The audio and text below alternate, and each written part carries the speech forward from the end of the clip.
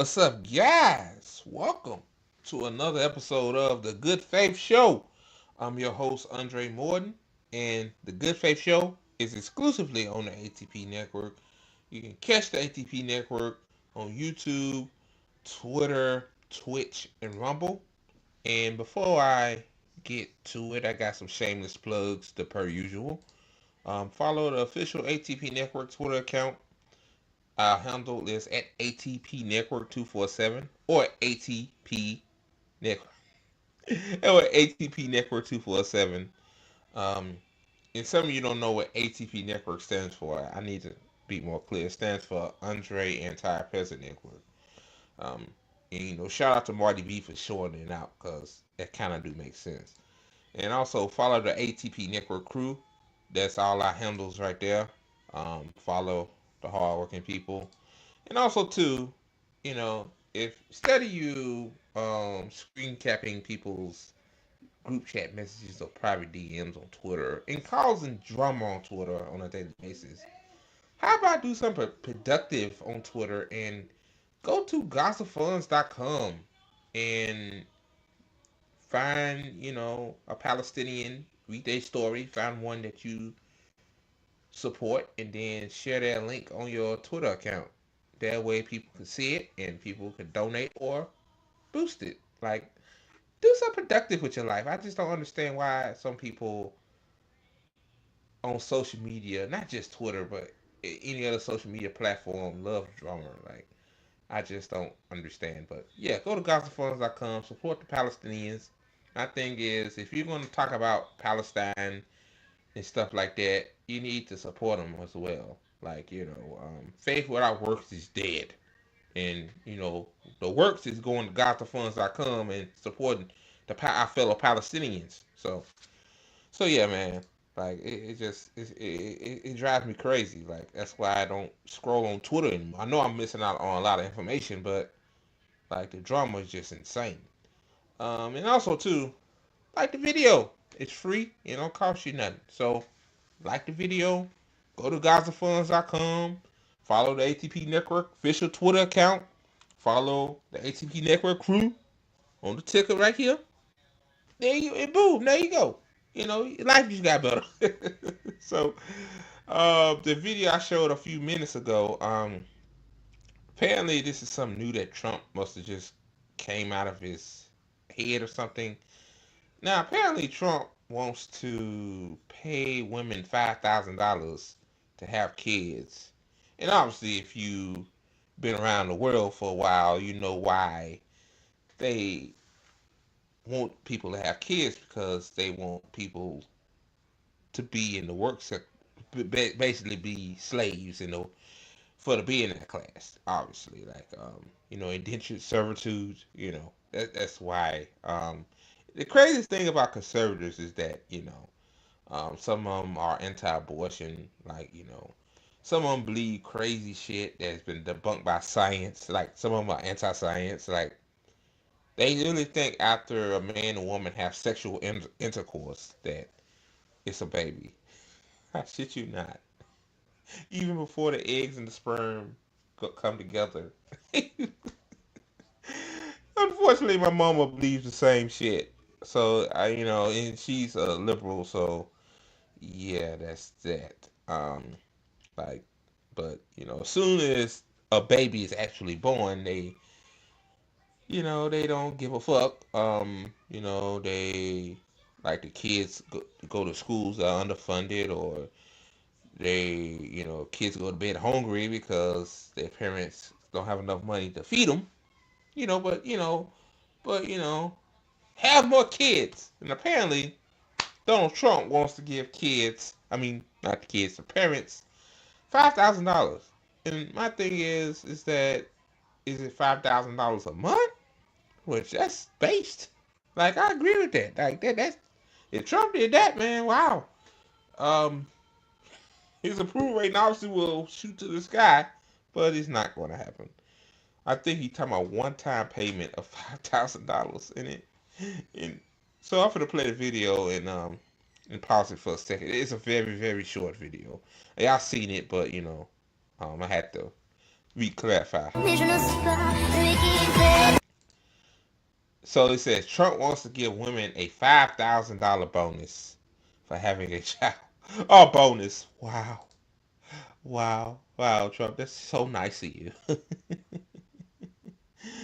But the other caption say it costs $375,000 to raise one child. That's one child. Almost $400,000 to raise one child in 2025. So yeah, unless you're not giving $5,000 a month, which is still not enough, crazy or not. Yeah, that's not gonna cut it. So that's that. And shout out to Ariana Jasmine. She's on Twitter as well. Follow her. She does amazing work on social media wise, and also follow her on YouTube, Ariana Jasmine. Um, she does YouTube and Twitch and stuff as well. And yesterday I was on this show called Pro Pills. Shout out to those guys, Snow and Mad Crab. That's his nickname. Shout out to those guys. They're very good at what they do, man. Like we need more left independent media because the right wing is dominating the independent media sphere. It is. So shout out to them, man. They invited me on. I found out stuff about Tupac. Check it out yourself. It should be on the ATP Network YouTube account. Watch the part when he read an article about how you know um um the Tupac thing happened, like the murder of Tupac and stuff like that. So shout out to those guys for inviting me on. That's my second interview coming on to the show. The first was JB, and this is the second. So hopefully I can invite them guys on to the ATP network. So yeah, it was cool. I had to mention them and subscribe to them too as well. So this next video is a breath of fresh air. When I see a billionaire be sad or lose money, like I be happy. Oh God, but here we go.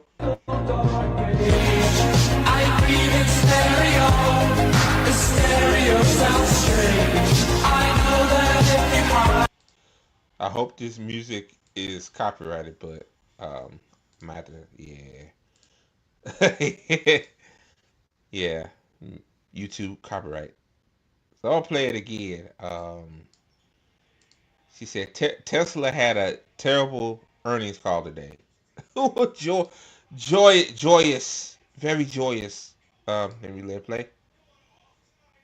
71% income fell.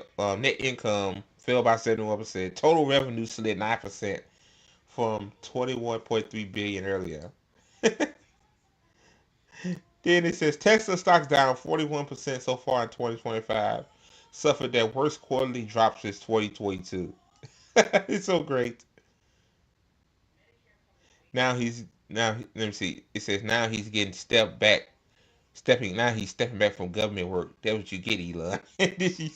He stuck a middle finger up. Yeah, man. Elon deserves this. This is why he's stepping down from Doge. Because his companies are suffering. I'm pretty sure his shareholders came to him like, bro, either you sell off Tesla or you have to go because you fucking up our bottom line. Oh man, that feels so good. It feels so good when a billionaire loses. It feels so good. I think Elon's reputation is shot. I don't think he can recover from this. And also too, China electric cars are now, people are now seeing the capabilities of their electric cars, and they're actually are good, built good, and they actually, are affordable compared to a Tesla, which is overly priced. Like people don't know this. Like I've been a car enthusiast for a while now, and I notice when I watch on YouTube and I see Teslas get reviewed, I notice the car enthusiasts that review the Teslas is big panel gaps. Like it's gaps in the body of the car. It just but it ain't supposed to be a short gap and a wide gap. Like That's been a Tesla thing for a long time, but now since the Cybertruck came out and fucking the damn thing is made out of glue and it's relatively unsafe in a lot of ways. Yeah, it's 80 grand for that for a dumpster. Like that's just nuts. Like yeah, like anybody that drives that, you are special. You are a specialty. I'm telling you that, man. Like I see a couple of those damn things in my area. I'm like, bro, why? Like you just, I guess people that drive that want to be seen. Obviously, you're being seen. Oh, geez. So yeah, that's good news today. So I got a lot of stuff to talk about. I'm talk about student loan repayments. How the Trump administration want to fuck up people's lives because the credit system we have, and then Carmelo Anthony moving have to move to a disclosed location. Then who will possibly replace Pope Francis? Then a Mundo Weiss article about Palestine. Then we find out who was the shooter in the Florida State University school shooting, and then um, Pete Hegseth. Um, like 1 minute they said they might replace him, and the next minute they stand by him. So which one is it? Like this administration is so fucking inconsistent, man. Like they don't even know what the fuck they talking about. Oh God! And then the Black Lives Matter mural in D.C. got taken down. And I forgot to talk about that. That was 3 weeks ago. But yeah, just a lot of cucks in this space. So again, like the video, go to GazaFunds.com, support the ATP network. Thank you guys for watching my wacky ass because I'm very wacky. I got shades on. I bet y'all like, what's my deal? It's just identity thing. So all right, guys, let me get to the first video. All right, so this first article comes from the AP. Oh, I'm telling you, man, like this is gonna fuck up a lot of people's credit because unfortunately we have a credit system where in order to buy a house or even rent an apartment, you need to have credit, and then once your loans go into debt collection and they give you a certain amount of time to pay it, and if you don't pay it, it comes on your credit report, and it basically fucks you over. It says student loans in default to be referred to credit to debt collections education department says. So apparently it was a grace period for people to pay back these student loans, which again Joe Biden didn't never wanted to get rid of all student loan debt. Like Joe Biden could have wiped this shit out completely with a stroke of a pen, like everybody in their moment been saying before. Now, but because he did it a stupid way. Well, he did it a neoliberal way. Um, Now the Trump administration basically giving a big middle finger up to the students. I mean, former students that graduated school, and potentially like ruin their lives because how you gonna get a house with a with a low credit score because you can't make your payments because most likely if you work well, most likely most likely you can't afford it. Like a lot of people said that if they didn't have they pay their student loan debt, they'll more likely get a house. They'll more likely get a new car and other things like because you paying the student loan debt on top of your rent, your other bills, you stuck in limbo. But I'm gonna read some of this article, man. It says education department will begin collection next month on student loans that are in default, including garnishment of wages for potentially millions of borrowers. Officials said Monday. So yeah, not only your credit score will be affected, garnishment of your wages, man. Like, and trust me, man, that's not fun. your wages being garnished. Like I went through that and it hurts me so bad, man. You work so hard for your money. You go to work, they're already underpaying you, and then a collection agency siphons your money. It's just, yeah, it's diabolical. It says roughly 5.3 million excuse me, borrowers are in default on their federal student loans. The Trump administration announcement um, um, marks an end to a period of literacy that began during the COVID-19 pandemic. No federal student loans have been referred to collections since March 2020, including those in the default.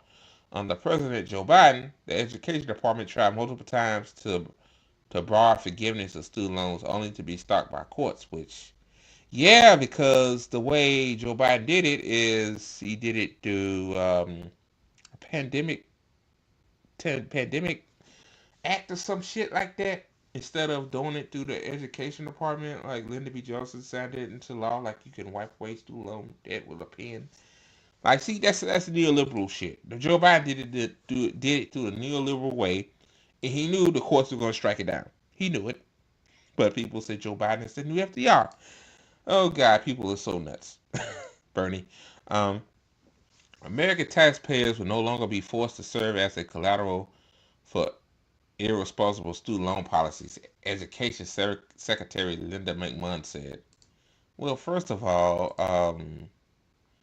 like if the student loans are through the federal government could forgive anything they fucking want. The student loans are not through the taxpayers, you idiot. You damn WWE entertainment clown. What the fuck? It says beginning May 5th, the department will begin involuntary collection to the Treasury Department offset program. Oh, I know about that, which withhold government payments, including tax refunds, federal salaries, and other benefits from people with past due debts to the government. After a 30-day notice, the government will begin garnishing wages for borrowers in default. The decision to send debt collections drew criticism from advocates who said borrowers have experienced whiplash and confusion with the changing student loan policies between the Biden and Trump administrations.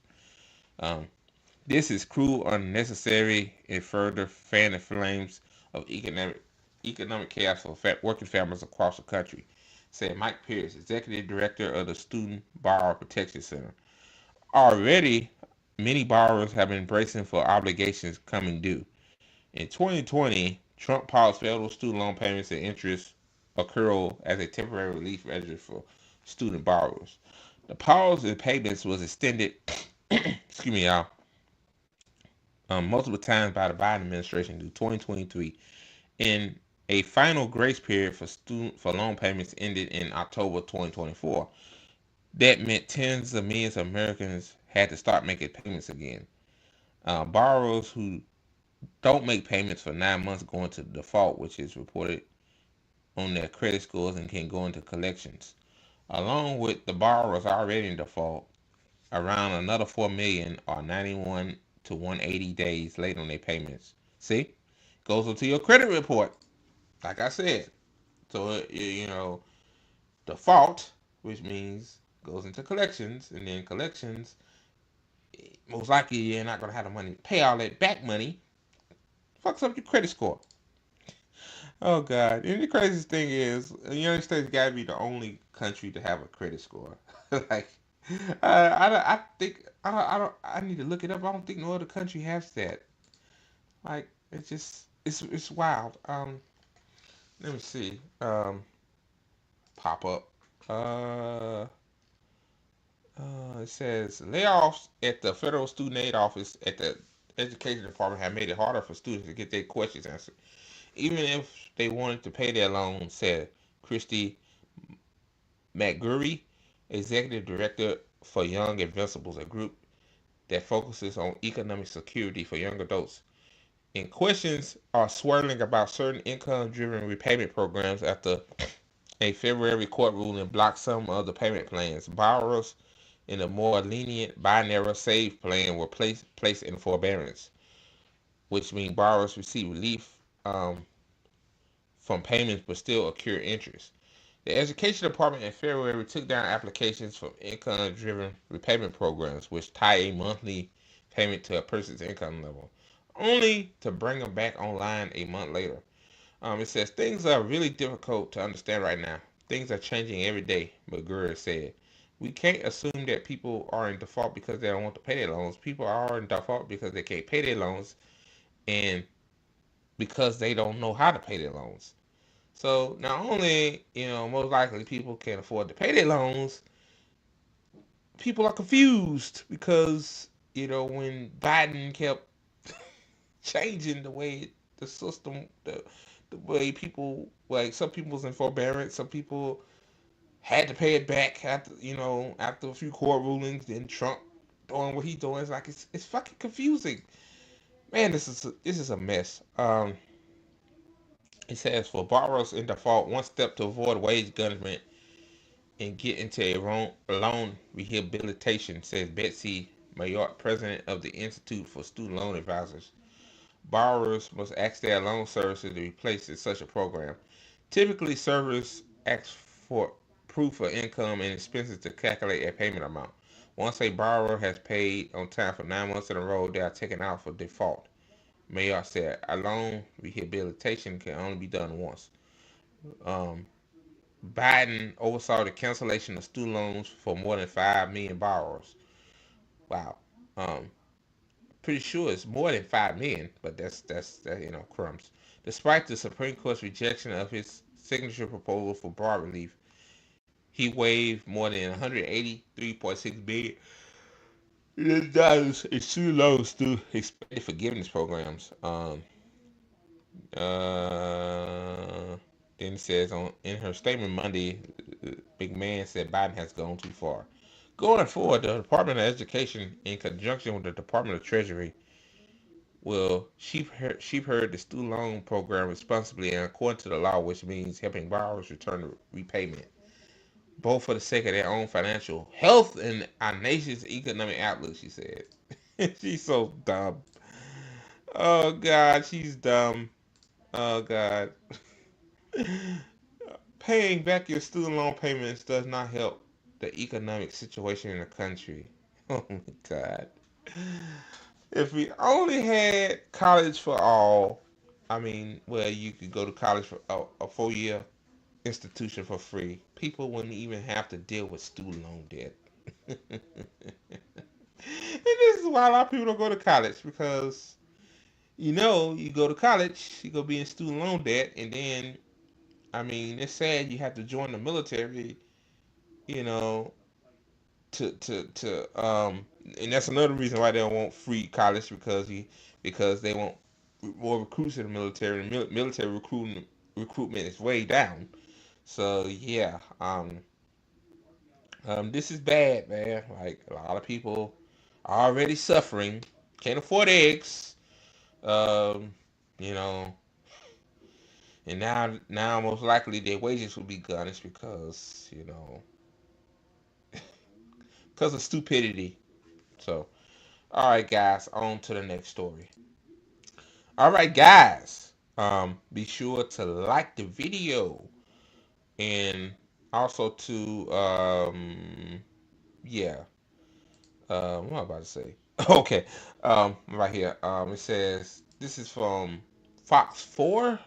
Um, I think Dallas Fort Worth affiliate. It says Carmelo Anthony moved to undisclosed location to ensure his safety. Family reps say.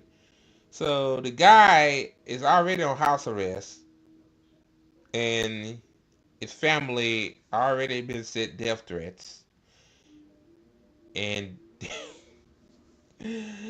oh god, this country is racist as fuck, man. Like, yeah, yeah, and I'm glad that people put together a go Gibson go for his family because this shit costs money. Like, not only you gotta pay for the lawyer, you gotta pay. They pay for the bail, and you gotta pay for extra security. It's all this stuff.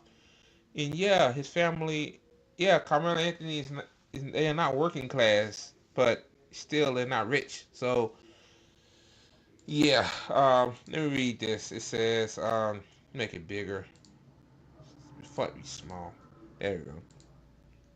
It says representatives of the family of Frisco murder suspect Karmelo Anthony issued a news release Monday morning saying they are gravely concerned about threats against them. Because of the threats, the Next Generation Action Network says courts approved for Anthony to be moved from his home to an undisclosed location to ensure his immediate safety. Anthony is charged with the death of 17-year-old Austin Metcalf. You notice here they'll say stabbed by a knife because it wasn't a knife. It said Metcalf was stabbed and killed at a track meet on April 2nd. Then Anthony was also released from jail and placed in house arrest. We know all that.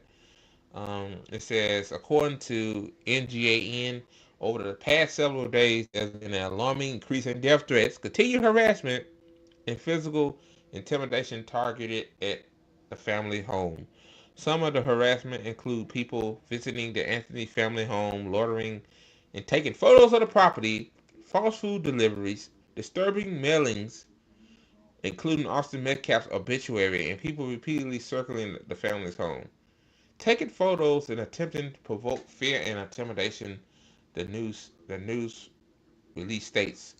Man, like that's crazy, man. See, when I was real young, you know, I thought that racism was like over in a way, like. But damn, boy, like we in 2025, and this guy, which based on the evidence, did what he had to do in self-defense, and also I'm sorry for the Austin Metcalf and his family, the Metcalf family for losing their family member. That's tragic, but yeah, y'all know, y'all if you know, you know, but yeah, like, jeez Louise, man. Do people have a job? Like y'all busy around taking pictures of this guy's house, of sending him mail, sending him Metcalf's obituary. Like, don't y'all think Carmelo Anthony already feel bad enough for homing these guys? I remember Carmelo said, "Is he gonna be all right?" Like he didn't. You could tell like he didn't mean to murk the guy. Um, but geez, Louise, man. Oh boy, I tell you. Um, I bet when Cal Rittenhouse and the other guy that murdered that dude in the subway, I'm pretty sure they didn't get this much attention, like death threats and all that stuff. I'm pretty sure. And then Kyle Rittenhouse raised millions of dollars. Nobody said a peep, but as soon as the Carmelo Anthony's family get $400,000, a fraction of what he got, it's a big it's a big deal, and they spread lies and rumors about that. So yeah, so this is the mill right here. So yeah, somebody, jeez Louise, oh God, man, look at this shit. Somebody standing at his door, man. Like, damn.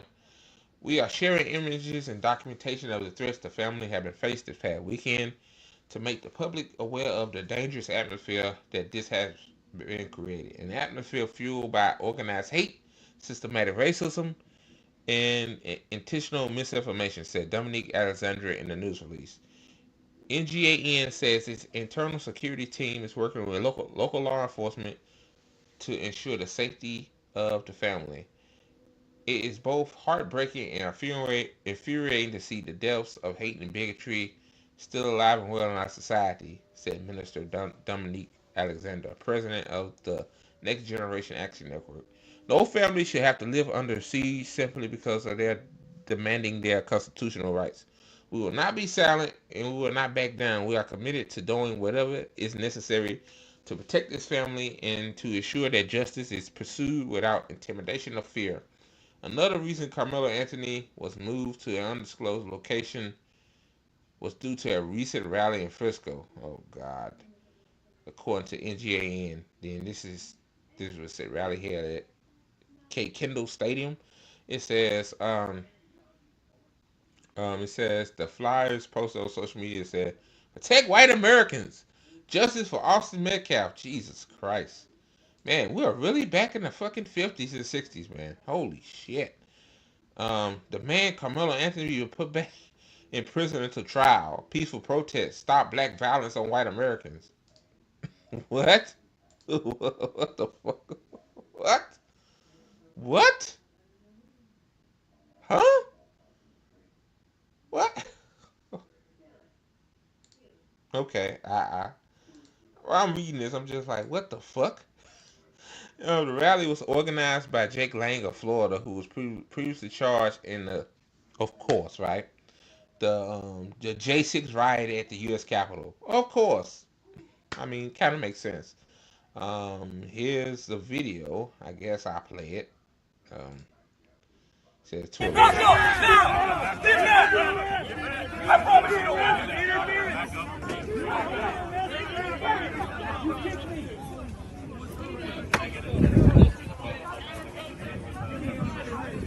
Wait, somebody wearing a kafir? What the hell? Okay. Yeah.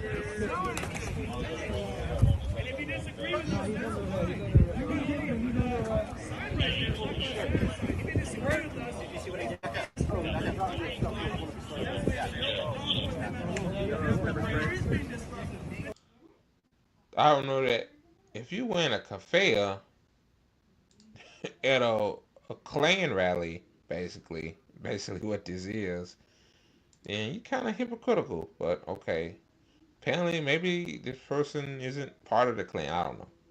I'm just saying. I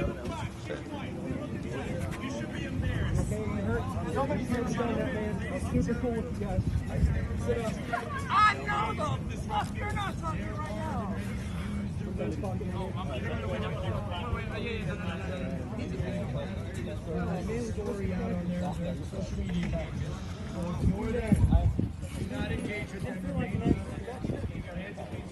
Yeah. Okay, we'll give it to him. She's got a knife in this bag. I'll be headed back out there. That's wild. That is wild. It says there was a rally held at Kendall Stadium in the parking lot in Frisco on Saturday. According to the Frisco Police Department, 2 people were arrested. Video provided to Fox 4 shows an apparent clash between protesters and counter protesters. So I guess the counter protesters are the ones with the Palestinian kafir. Hopefully, one of the people arrested is accused of pepper spraying another person at the event. City officials said people who attended didn't appear to be from Frisco. Let me see. It says. It says, according to Jake and Lang post on X, he broke into Kendall Stadium and got the first ever footage of Austin Metcalf blood stain on the stadium floor. His blood cries out for justice. Lock up Carmelo Anthony now. Yeah, of course that'd be on Twitter. I'm pretty sure that got a lot of traction. So yeah. So yeah, I'm gonna end that right there, man. So yeah, man. This wow. You talking about Twilight Zone for the Carmelo Anthony family, man. Jeez Louise. Oh God. So yeah, that's the latest update on that. There's still more information is coming out about the case. So, all right, guys, on to the next story. So, all right, guys. So, this segment right here basically is an update on the Florida State University shooting. They identified the guy that murdered those people on campus. It says 2 dead, 6 injured in shooting at Florida State University. So I'm finna play this video, and y'all know the usual pause in between. Tonight with breaking news and another mass shooting in this country, this time at Florida State University in Tallahassee. 2 people are now dead. We know that they are not students. 6 others injured. Investigators have not revealed any other details about those victims. More gun insanity in this country. Authorities say the shooter is in custody. 20-year-old Phoenix Eichner, a student at the university. He is also hospitalized. Wow. So they said, according to them, they said the two people that died wasn't students. They didn't go to the university, but this guy went to the university. Wow. It's crazy. Let's continue. Police say he used a gun belonging to his mother, who is a sheriff's deputy. They say he had access to her weapons. Investigators say he opened. What? Whoa, let me go back. Let me go back 10 seconds. Hold on. He is also hospitalized. Police say he used a gun belonging to his mother, who is a sheriff's deputy. They say he had access to her weapons. How he had access to his mother's weapons? I mean, like, she's a sheriff's deputy. Well, okay. I know that, cops have more than one gun, right? Obviously. But just for him to have access like that so easily, it's just suspect to me. That's very suspect. Like, I don't know about that, but I let it continue. Investigators say he opened fire near the student union. When officers arrived, they immediately found the gunman. When he refused to comply, he was shot. Video from earlier today shows students in that all too familiar and tragic scene of being escorted to safety with their hands up. Terrifying moments for everyone on campus. The shots rang out, and we were like, is that construction going on, or what was happening? And I remember looking outside and hearing 5 more shots go off. I see these group of girls crying, really upset, walking back from the student union, told me they heard gunshots, and they just ran and came back to their apartment where I was walking to. Accounts of so many young people, hard to hear for sure. Eyewitness News anchor Mike Marza here now with more. Mike? Bill and Liz, imagine getting those alerts on your phone and being a parent half a country away. Calling the scene horrific. That's what cops are doing tonight. Investigators say, yes, the son of a sheriff's deputy started shooting at the student union just before noon. Police identifying the alleged shooter as, again, 20-year-old Phoenix Eichner, a current FSU student and the son of a current Leon County sheriff's deputy. Police rushing to the scene. They say they confronted the shooter and shot him when they say that he refused their commands. You can sort of make out the bottom of his shoe or boot in the ambulance, and police putting him in shackles. We're told he suffered non-life-threatening injuries after being shot by police. But when cops got to campus, students, some of them started running out of the buildings. Some described a threat alarm going off. Some, of course, were crying, using backpacks as shields in school. The accused shooter, described as a long-standing member of the Leon County Sheriff's Office Youth Advisory Council and participated in training programs. Again, his mom, a sheriff's deputy, has been with the sheriff's office for 18 years. Investigators say her training weapon was found at the shooting scene. Unfortunately. But why your training? Okay, so training weapon. Why your training weapon was easy to be accessible? Like that just don't make any sense. Like, well, what? Like, did you intended to leave it there for him to get? Like, I'm just at this point. I'm asking questions. Like, eventually we're gonna find out how he got to access to the weapons. Like, we know all this stuff now, but jeez Louise, man. It goes to show you, man. It's like, cops supposed to be, well, I'm anti-cop, but obviously, like, if you're a cop and you have a kid and your kid is committing a crime, like, that makes you look so bad. It does. It really does. Like, you're supposed to uphold the law, and your kid is not upholding the law. Wow, that's wild. I'm shocked we don't see pictures of the woman. Her son had access to one of her weapons, and that was one of the weapons that was found at the scene. The alleged shooter was also a long-standing member of the Leon County Sheriff's Office Citizen Advisory or Youth Advisory Council. Yeah, I want to know what they were doing in the youth advisory council. Let me guess, teaching them how to use weapons? Well, that plus getting access to her training weapon, and the guy, I don't know if he's mentally unstable or not. They really don't matter at this point, but yeah, it's just a lot of questions still need to be answered, man. It's still kind of early. So he has been steeped in the Leon County Sheriff's Office family, engaged in a number of training programs that we have. So far in 2025, there have been 81 mass shootings as of April 17th, including this latest one.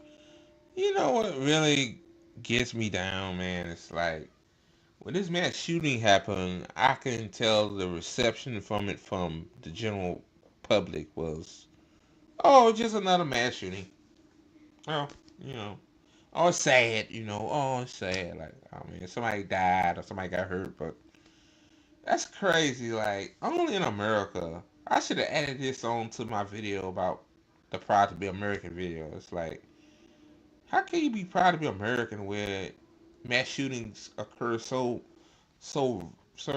rapidly that you grow numb to it? Like, another mass shooting happens and it just you just see it and you just go on with your life. Like, that's not normal. Like, when mass shootings happened back in the day, yes, I'm acting like I'm I'm old, man. Like, people was devastated, man. People was sad. People came together. People prayed.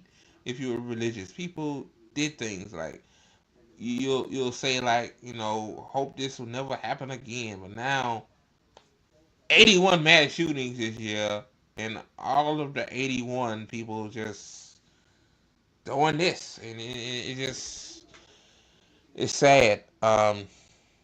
Yeah, man. But I'm not done yet. I got a couple of more art videos talking about this. You know, um, this one's from Case Study QB. Let me share my screen real quick. Case Study QB. Yeah.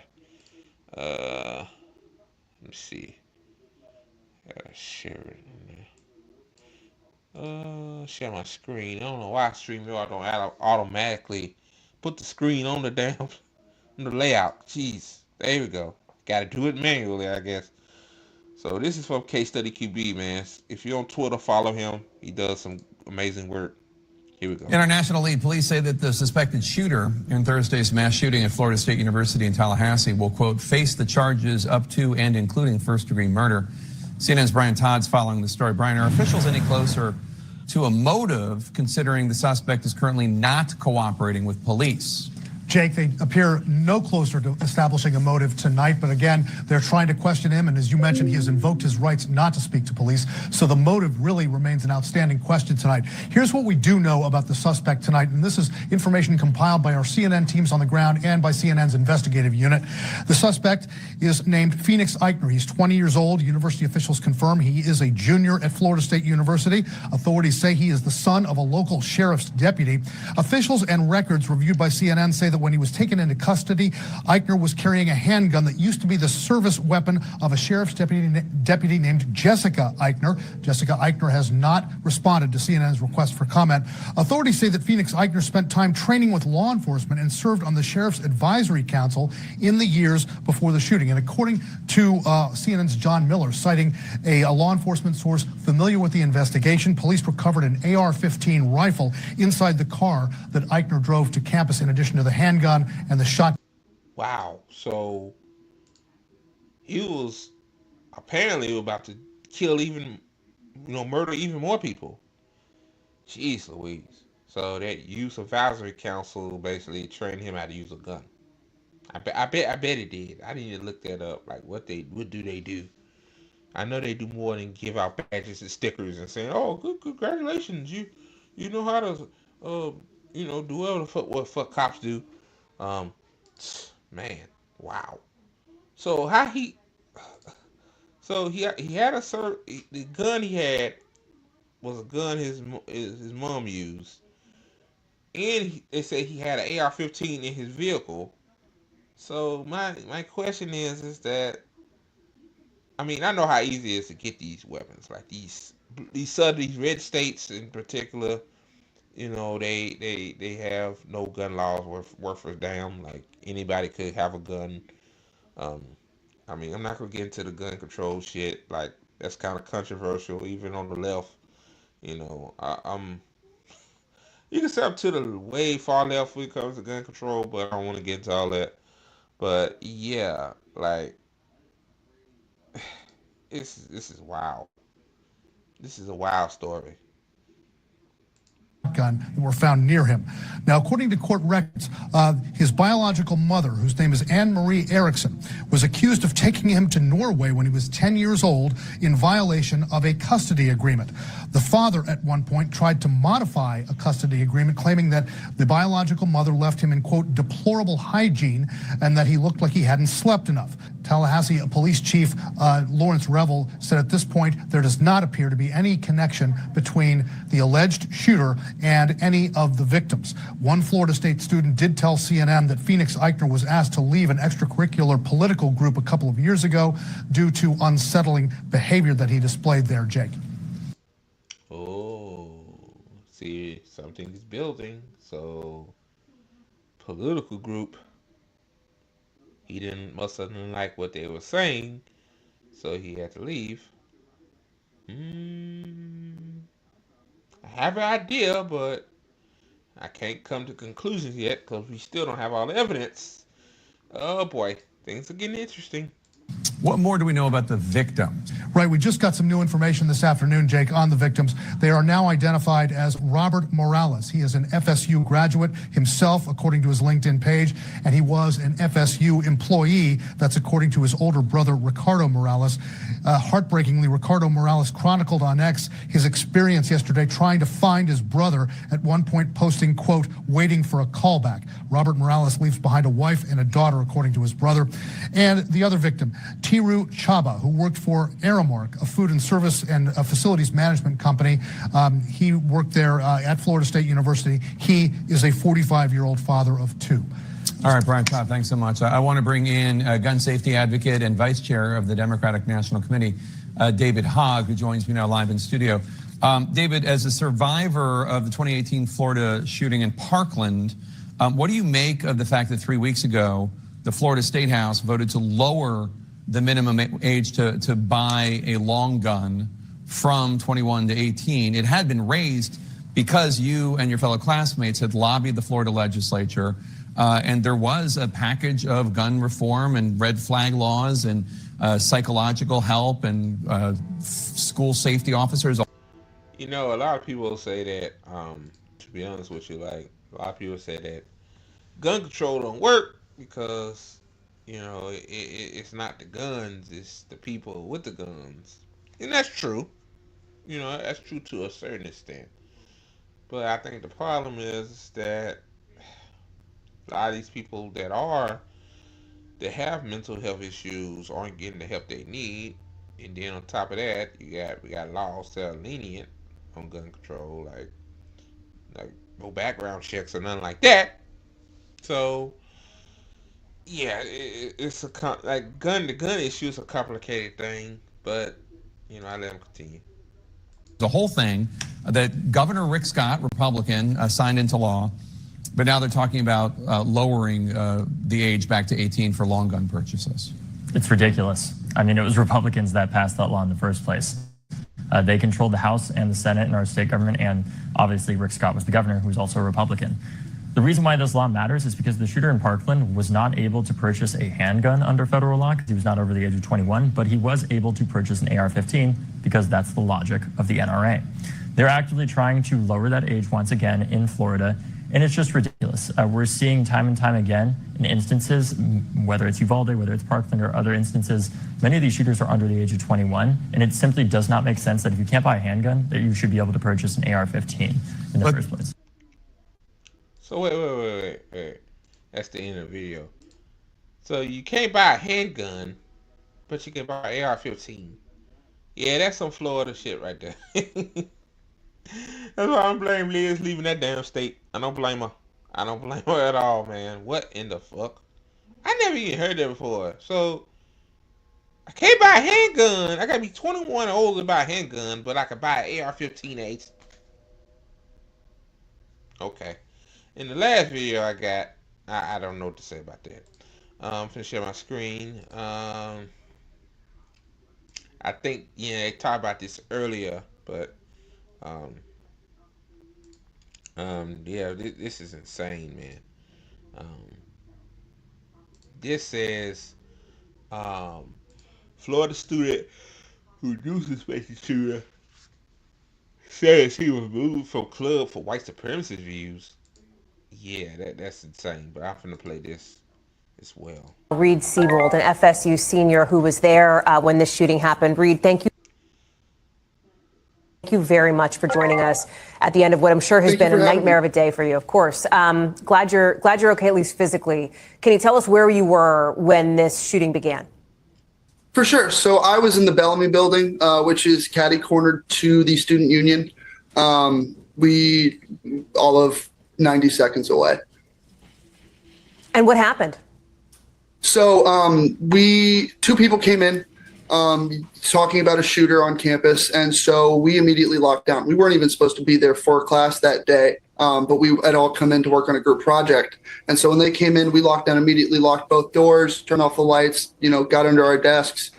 And, we had heard some gunshots. We had also heard our door attempted to be opened a number of times. The first one we had initially thought was the shooter when we were in there.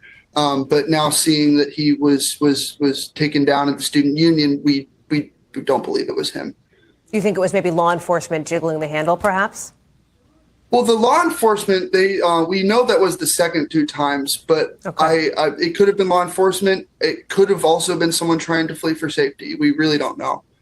You were locked down in that room for about an hour. What was going through your mind at that point, Reed? Yes, ma'am. So, I really just didn't know what was happening initially. Originally, I thought it could have been a prank, and then that was quickly disposed. And so I was texting everybody I loved, letting know that I loved them. I was getting ready to die. That's so sad, man. Wow. I don't know how it feels to be in a situation where you feel helpless, you feel hopeless, man. Like somebody,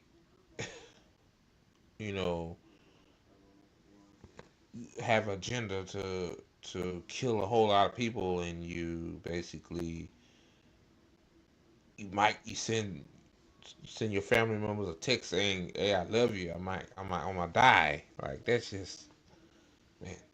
Like, wow, man. Which was harrowing. And still emotional for you now, I can tell. Yes, ma'am. Yes, ma'am. Yeah. Talk me through some of that, Reed, because I have to imagine that you grew up in a generation that you practice active shooter drills. You prepared mentally. You've seen, I'm sure, endless coverage, as we have done here on the news, about school shootings here.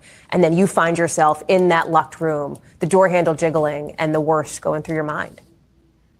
Yeah. So, like you said, we had practiced active shooter drills in high school. It didn't really happen in college, but we did what we were taught to do. Like I said, we locked down the room, lights off, and doors closed, and we were just doing what we had become normal to do. It became normal to practice having a shooter on campus shooting my peers. The shooter is suspected. That should not be normal. Wow, having active, like I said this on other live stream a while ago.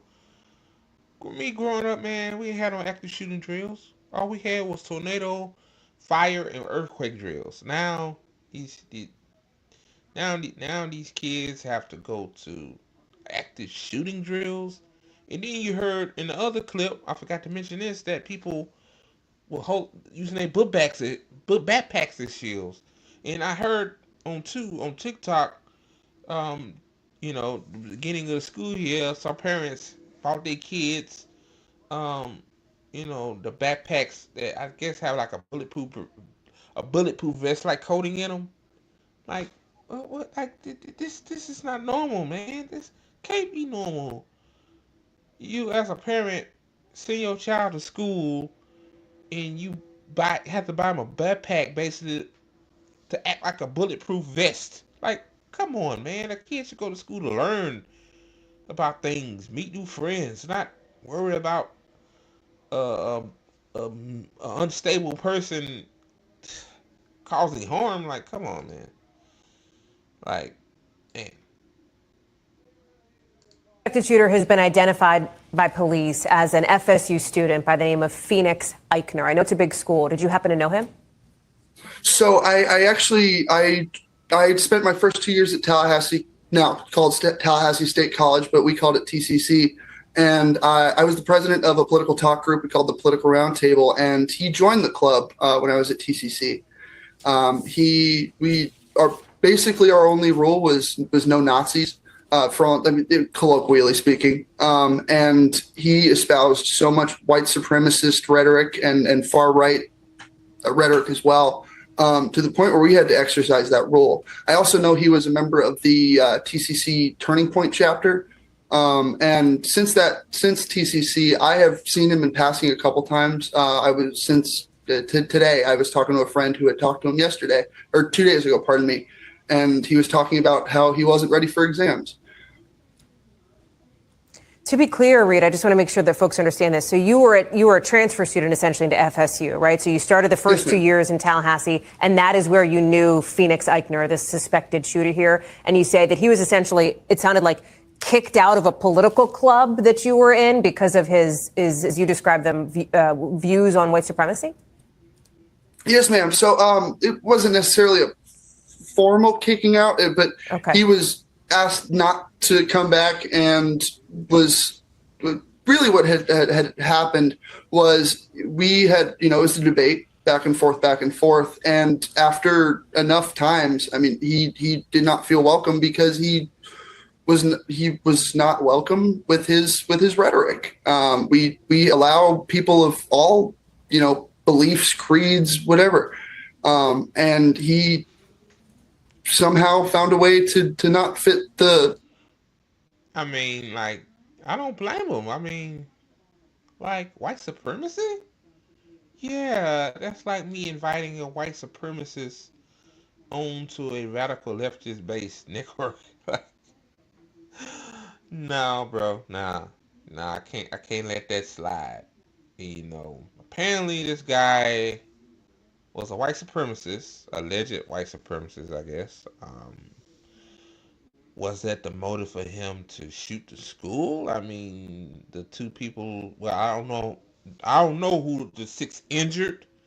I don't know what color they were or not, but the two people he killed was white, I think. So, yeah, that's wild.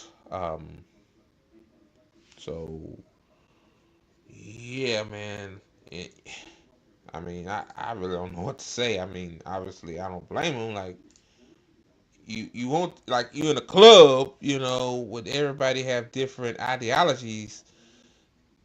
Like, ain't nothing wrong with you being on the right or left. It's just the white supremacist part, the Nazi shit. Like, yeah, that's a bridge too far. Like, yeah, like that's too far. Um, Man, let him continue. Bill on everyone else. So what went through your mind, Reed, when you heard that police had identified the suspected shooter in this instance as this individual who you had known for a couple of years? Initially, pure, unadulterated anger. To think that someone I knew had essentially made me a statistic. To think that, I had conversations with him at a normal level and, person to person. And for it to turn into this, I don't know why he would have done something like this. I don't know where it would have come from, but I'd sure like to find out. Reed, what's next for you? Are you planning to stay close to campus, go back when it finally does reopen? Are you ready for that? So my all of my stuff is still in the classroom. My iPad, my backpack, all of that. Okay. But I had evacuated with some friends, and we got them home, all safe, all fed, and I'm just back at home right now with my boyfriend, trying to come down from all this adrenaline. Reed Siebold, I'm grateful to you for sharing some of your experiences here on what is, I know, been a very horrific and difficult day. Thank you very much for your time tonight and for being with us here on NBC News. I appreciate it. Thank you for having me, Hallie. Thanks for watching. Stay up. So so we don't know whether his white supremacy views was a motive in the shooting. That's why I'm not gonna say that. Yeah, but yeah, that's wild. Like guy had a AK-47, not AK, AR-15 in his car. He used his mother's training weapon, and then he got kicked out of a club at another school because he was a white supremacist. So, oh boy, Phoenix, right? Yeah, Phoenix Ackler, whatever his name is. It don't matter because but that's crazy, man. That's crazy. And sometimes you gotta ask yourself, when will the madness end? When will it end? Like, people can't go to school to learn anymore. You gotta worry about a, a freak coming to the school, you know, giving you PTSD. Like, that guy and those other students that experience that gotta live with that for the rest of their lives, bro. They might need some mental health counseling, therapy. Like, that's something that you don't just get rid of overnight. Like, it's a process to cope with that. So, all right, guys, on to the next story. All right, guys, before I get to this next story, if you're just now joining me, hit the like button. It's free. It don't cost you a damn thing. So, all right, guys. I mean, pretty sure all you guys that watch this know this, but apparently in DC, the Black Lives Matter Plaza is going. I mean, my thoughts on the Black Lives Matter Plaza, I thought it looked cool. I thought, hey, even though I know it's symbolic, obviously, it's, like we know how the Democrats work, either they make Juneteenth a holiday, or they give you a Black Lives Matter Plaza, or, or they give you no, the Democrats, they give you, if you black, they give you some kind of power, a little bit of power, but yeah, like Mural Bowser basically cooked the Trump, and she took the plaza down. We know why she did it, but this article is from the New York Times. Yeah, it says Black Lives Matter Plaza is gone. The erasure feels symbolic.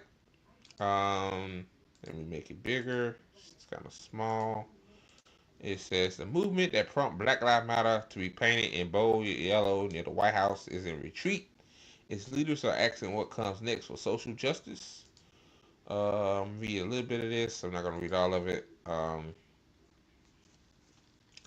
It says this week the government workers near the White House on 2 blocks lined the luxury hotels and union headquarters used a jackhammer pickaxe to tear up the mural that read Black Lives Matter, painted on the road during the hot summer of 2020.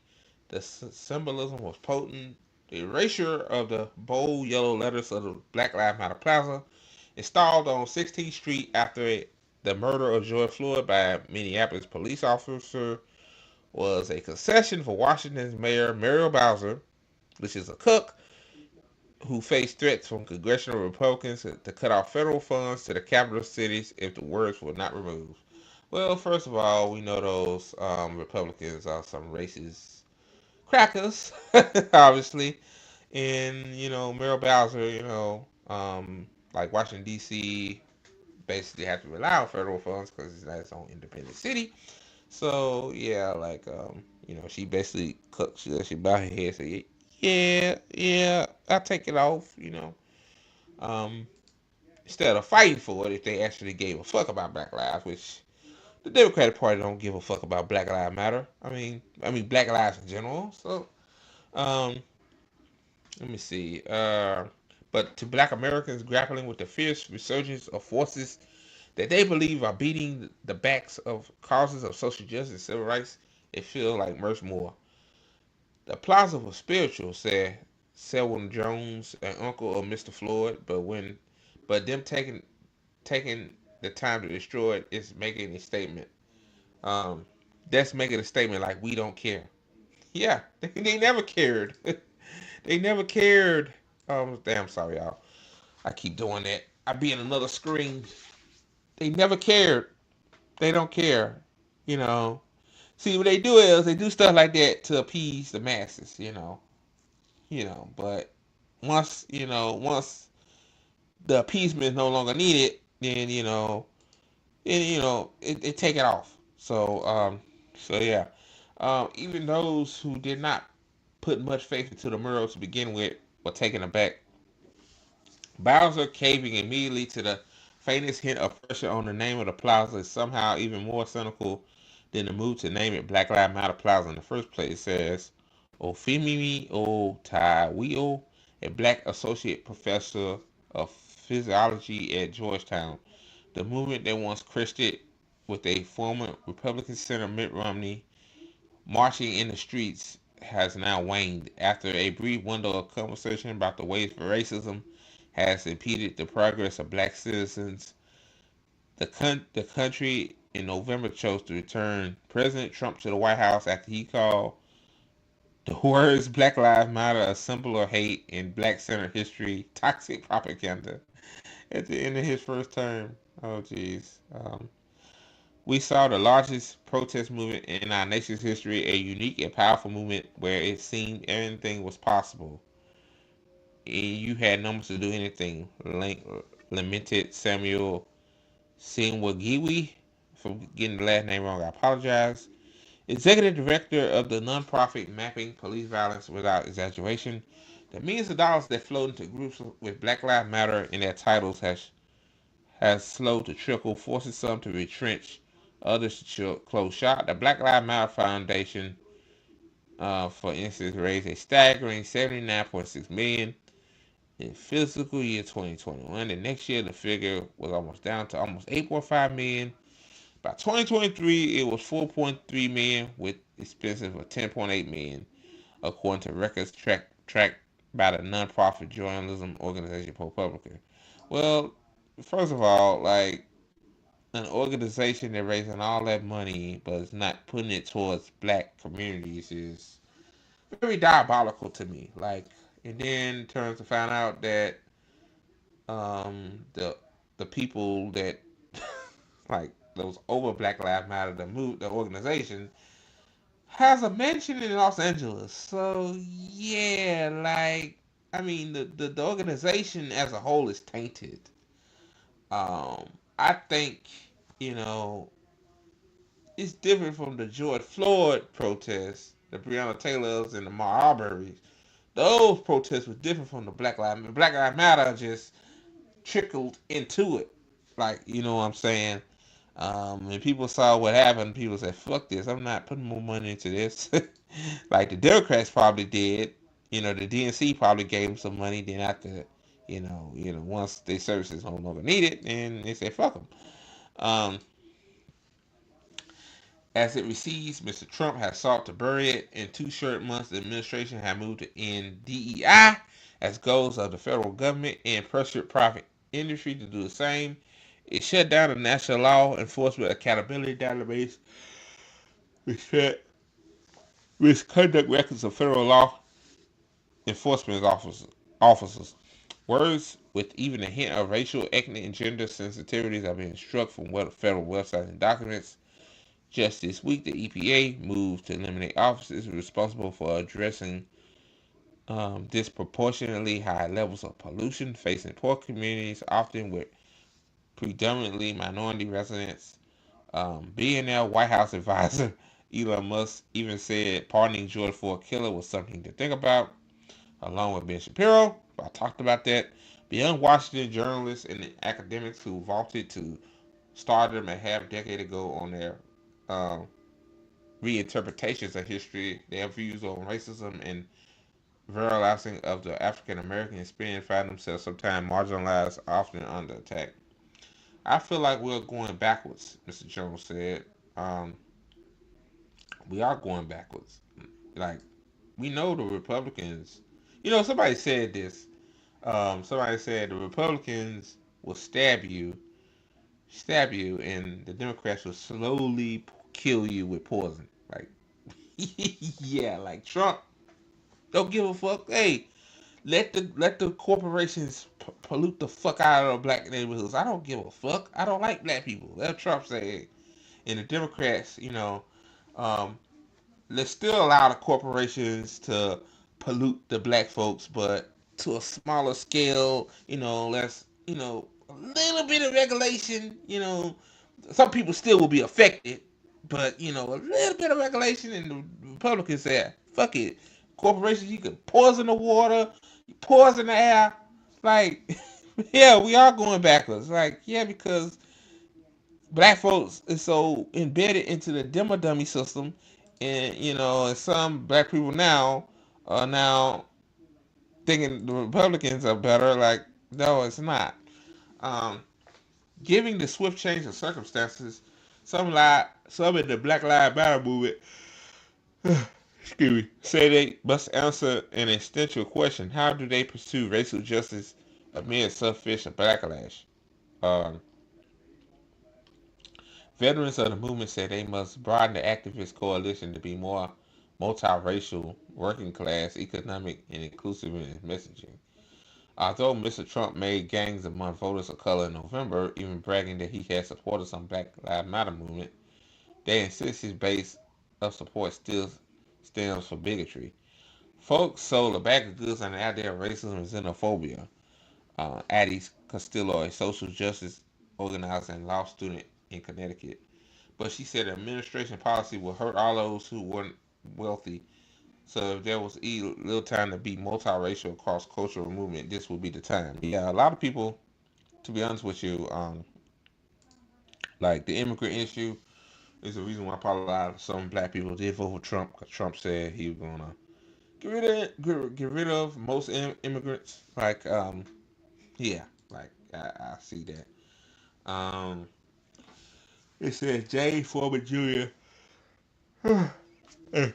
former public defender and an author and a fierce critic of the criminal justice system and its effect on people of color, said persuading all Americans that a system that has harmed black Americans has harmed them is too difficult but crucial. He said it's always been hard to be able to get black people to see two things at the same time: the ways in which these institutions disproportionately harm black people and the way that these institutions harm all people. He said, yeah, the democratic institutions definitely harm the black community as well. Mr. Bauer, Miss Bauer, who is black, told layoff federal workers earlier this month that our mural was a significant part of the city's history, but circumstances have changed. Yeah, now our focus is on making sure our residents and our economy survive. She said, "Yeah, yeah, protect the economy." Yeah, fuck the symbolism. I gotta make sure DC runs, basically. Um, it says observers say that the racial justice movement that crescendoed after Mr. Floyd, an unarmed black man, was murdered by a Minneapolis police officer in May 2020, had some successes, but at least in raising public awareness about structural racism and police violence. Protesters and black activists pressed people to evolve from supporting their civil rights as a mere etiquette to an understanding that actual institutions, political institutions, and criminal justice institutions had to be challenged to work effectively. Mr. Twyell said so. Yeah, man. I'm gonna end it there. It's a long read. Yeah, so basically the gist of that video, all of that, it was that they never cared symbolism. It was just a symbol. It was just symbolistic to put the mural there. Then once it's not needed, and wants to satisfy the white supremacists in the Congress, in the Congress, because they threaten to take away your federal funding. You fold it like a lawn chair and you remove it. So, yeah. And I don't want to know how much it costs to put that there. Like, like just a waste, man. Just a waste. This is why I'm not so too keen with all the DEI based protests and stuff, because my thing is you're protesting Walmart and Target because of them getting rid of DEI, when you should protest them motherfuckers for, you know, wealth inequality, um, lack of unions, like Walmart, for example, anti-union, like stuff like that. But I digress. All right, guys, on to the next story. All right, guys, last segment. So yeah. Now, this is conflicting because I got two different articles that says two different things, which shows me that this administration is just a total clown show. Now, y'all know Pete himself, right? Basically, got Signal Gate, and that's a clusterfuck within itself. But right here, it says exclusive. The White House is looking to replace Pete Hegseth as the defense secretary. Um, so yeah, right? Okay, like basically, to find a scapegoat, because people are basically pointing fingers, saying, "Hey, it's Pete Hegseth. Hey, it's the guy from the Guardian. Hey, it's this, it's that." But I'm gonna read a little bit of this. I'm not gonna read all of it, because I don't have time. It says the White House has begun the process of looking for a new leader at the Pentagon to replace Pete Hegseth, according to a U.S. official who is not authorized to speak publicly. This comes as Hegseth has again made a controversy over military operational details in the group chat, which is wild. And there's also a group chat too that's easily hackable. The defense secretary is under fire after revelations that he shared classified information in a group chat with his wife, brother, and lawyer, according to an official. The source said Hegseth used the Signal messaging app on his personal smartphone, detailing minute by minute classified information about airstrikes on Houthi targets in Yemen. A target at about the same time in March that Hegseth shared similar details with top White House officials in a different Signal chat group that accidentally included a journalist. That leaked hours before the axe strike hit could have endangered U.S. pilots if that information about the timing of the strike was intercepted by U.S. adversaries. Already, the Houthis have shot down has twice shot down American predatory drones. So it says here, White House Press Secretary Karen Levitt denied there was an effort to replace Excel, posting on X that President Trump stands strongly behind him. Speaking to reporters at the White House, Trump backed himself and said concerns over the signal chats was a waste of time. Okay, so basically conflicting, even though it says that, like, a top official said that they want to replace Pete Hegseth, and you got Karen Levitt, which these press secretaries, they lie, right? They are scapegoats for the president to, basically, say, say the opposite. um, but yeah, because the Signal Gate shit makes the administration look so bad, so it makes sense to say, yeah, we might replace him because he's incompetent, which the guy has no experience in that field. And to be honest with you, man, um, I'm kind of glad the Signal Gate group chat leaked, because it shows people that, you know, the United States don't care nothing about, bringing peace and tranquility to the world, even though that's what they claim. Like, the goal is to take the oil. So, so yeah, I'm finna I'm finna share another article. I think it's gonna be about the same as that one, because Because shockingly, it said the same thing. Um, yeah, about the same. Um, so yeah, this one is from NBC News. It says, yeah, White House says Trump stands strongly behind Pete Hegseth. This is Caroline Levitt saying it out of her mouth. Oh, hold on.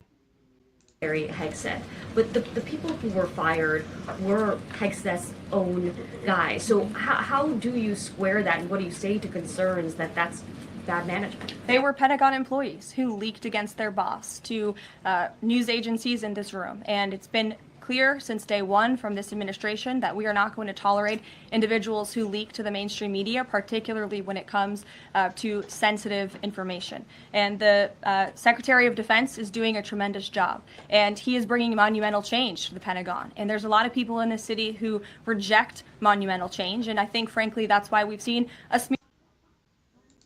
But I don't say anything, man. Come on. Oh, he's doing a monumental job, basically leaking classified information. Okay. Okay. Smear campaign against the Secretary of Defense since the moment that President Trump announced his nomination before the United States Senate. Let me reiterate, the president stands strongly behind Secretary Hegseth in the change that he is bringing to the Pentagon, and the results that he's achieved thus far speak for themselves. Okay, so you heard that. So yeah. So yeah, that's it, man. Yeah, this is a good way to end. So yeah, y'all, that's the show. I hope you guys enjoyed it. I surely have. Probably about my average hour and a half. I don't know how Sabby do it from night to night. Do a 3 hour stream. Sabby, Sabby great at this. Sabby one of the best political commentators in left independent media. So is Rome and JB. So shout out to them. So before I go, shameless plugs again. Follow the ATP Network crew. That's all I handles right there. And follow the official ATP Network Twitter account at ATP Network 247. And also like the video and subscribe to the ATP Network on whatever platform you're watching it on, whether it's Twitch or Rumble or YouTube. Like, it goes a long way. And also, if you're on Twitter watching this, Twitter is being devious with the views. So, and they're not pushing out when I go live. So, go to YouTube or Rumble and subscribe and watch our stuff on there because, yeah, Twitter is unstable right now. It's bad. And also, too, man, like, if you're on Twitter, like, and you are controversial, like, when you go to GazaFunds.com, you ain't got to be controversial because you're actually doing something positive on social media by helping out the Palestinians that are helped. And don't worry if you asking about whether these GoFundmes for the Palestinians are legit because Gaza Funds is a team of people that helps that basically verifies to make sure that these are legitimately funds that go actually to the Palestinians. So no scam artists, no bullshit. Go to GazaFunds.com, help out Palestinians. My thing is, again, if you're gonna talk about Palestine, you know who you are out there that might come across this. You need to do the work. Like, I'm doing the work. I share Palestinian mutual aid all the time. The co-founder, Liz TP, she share Palestinian mutual aid. Like, we doing our part. Even Mike, he shares it too. So we doing our part. What are y'all doing? Like, talk is cheap. It's good y'all talking about Palestine, but actually, are you actually helping people? Like, so GazaFunds.com, man. It goes a long way. And then just share it on your Twitter account. So, all right, guys, thank you so much for watching the Good Faith Show. I know I could be full of myself sometimes. it's just the way I am. So all right, guys. See you guys on the next episode, and also too, fuck Benjamin Netanyahu.